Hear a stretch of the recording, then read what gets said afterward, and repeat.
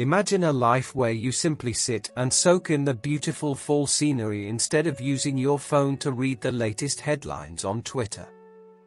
Picture yourself spending your downtime on writing reflective journal entries rather than scrolling through endless posts on Instagram.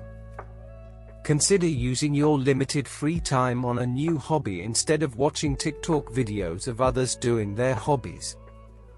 If you had to choose, which life would you want? The clear answer is life without the constant background noise of social media. Yet a lot of people still choose to let the overwhelming noise and distraction drown them. But life doesn't have to be this way, which is why it is time to leave social media. I say this without being a hypocrite.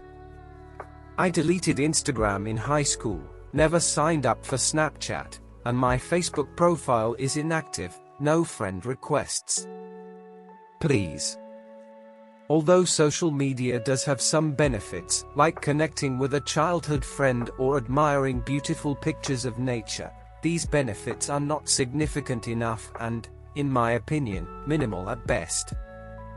Time spent on social media could be spent on more meaningful activities, and frequent use of social media causes people to enter a constant state of distraction, preventing them from experiencing solitude. Not only that, but social media also does not help with developing deeper relationships with people.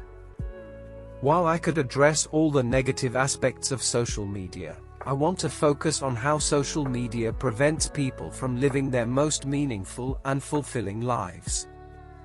According to Cal Newport PhD 09, author of the book Digital Minimalism, the main issue with social media is that these apps are a form of low-quality leisure. Newport defines low-quality leisure as activities that involve passive consumption, such as watching YouTube, whereas high-quality leisure requires some level of skill and challenge, like cooking a new dish or making artwork.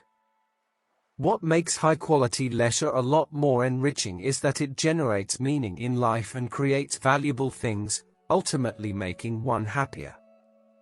Unlike low-quality activities, high-quality leisure helps people reach a state of flow, a psychological phenomenon described by psychologist Mihaly Csikszentmihalyi as being focused on an activity. This intense state of focus allows people to attain true satisfaction that cannot be achieved when scrolling through Twitter feeds or watching TikTok videos. While this true satisfaction may not be obvious in the beginning, it is hard to argue that an activity that requires more input and initiative is less meaningful than an activity that doesn't have any sort of mastery. In other words, spending time on social media does not make someone better at a particular thing, or help them grow socially or intellectually. Although it is tempting to think that it doesn't hurt to scroll through social media while waiting for the bus or being in a line, using these small pockets of time to use social media hinders people from being in solitude. Solitude is defined as being free of external input. People usually associate solitude with loneliness, when in reality solitude can exist in places with people as long as there is no input from other sources. The primary consequence of solitude deprivation, a concept coined by Cal Newport, is that it prevents people from processing their emotions and practicing self-reflection. The constant distraction of social media steals people the opportunity to think about more important things in life like their goals and purpose. If unresolved, solitude deprivation gives rise to people not understanding themselves that well, ultimately letting internal conflicts persist. In the long run, the accumulation of many small problems causes people to feel this endless state of dissatisfaction with life and with themselves. Instead of using social media, time could be spent on journaling or simply doing nothing but enjoying the present moment like the weather or view. Even though these activities may come off as dull, they are good for one's well-being because they let one's mind unwind, which is more ideal than seeking distraction that causes a disconnected mind. Speaking from personal experience, I feel a lot more refreshed and relieved after I practice solitude by writing in my journal about ways I could solve problems that were slowly consuming me, from procrastination to not eating well enough. The idea of leaving social media may sound daunting, but in reality, it is not that bad. At first, I was concerned that people would inquire about why I deleted Instagram, but to my surprise, none of my friends even noticed that I left the platform.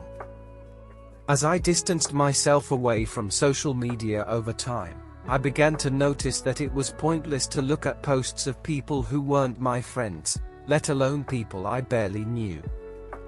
Social media may be a good place for people to know how their faraway friends are doing, but seeing other pictures may exacerbate feelings of FOMO, fear of missing out, and lead to comparisons that are neither healthy nor helpful. A better solution would be simply asking long-distance friends to send pictures of themselves. This realization also came with a gradual understanding that the connections I had on social media were rather superficial. Meaningful relationships come from having face-to-face conversations or doing in-person activities, not from clicking on people's posts and adding friends online. Texting a close friend cannot replace an engaging FaceTime call that requires reading emotions and body language. Clicking like on a friend's post is not the same as giving a positive compliment to a friend in person.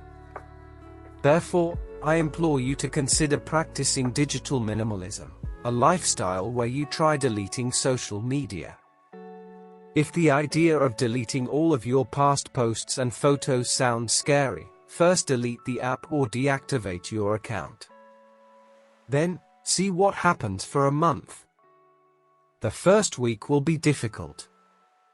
You will no longer have your phone as a source of comfort whenever you desire some source of entertainment.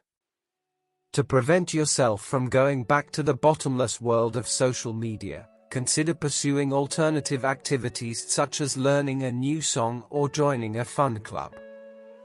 These alternative activities may seem to create an unnecessary burden as they require more commitment and effort, but in the long run, they are worthwhile.